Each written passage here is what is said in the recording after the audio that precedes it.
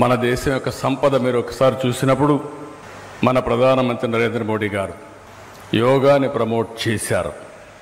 ఐక్యరాజ్య సమితి జూన్ 21న మీరు ఒకసారి చూస్తే ప్రపంచ యోగా డేగా డిక్లేర్ చేశారు. అంటే ఇవన్నీ కూడా మనం చూస్తూ ఉంటే ఏ విధంగా మన సాంప్రదాయాన్ని ప్రపంచం మొత్తం పాటిస్తున్నారో మనం చూస్తున్నాం.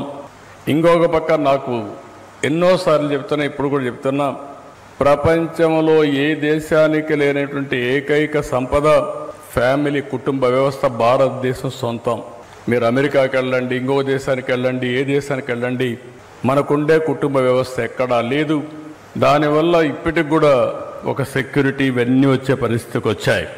ఇప్పుడే వెంకయ్యనాయుడు గారు మాట్లాడుతూ ఒక మాట అన్నారు, విలువలు పడిపోతున్నాయని. నాలాంటి వాడు కూడా అనిపిస్తుంది.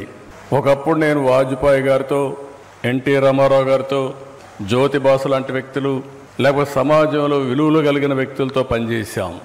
ఈరోజు నాకే అనిపిస్తుంది ఎవరితో పోటీ పడుతున్నామని చూస్తే ఓసారి డిసప్పాయింట్మెంట్ అవుతుంది. కానీ జీవితంలో సమాజం కోసం నిరంతరం పనిచేయాలి. ఆ ఒక్క ఏకైక లక్ష్యంతో ఇప్పుడు కూడా నేను పనిచేస్తున్నా, చివరి వరకు పనిచేస్తామని చెప్పి నేను మీకు తెలియజేస్తున్నా.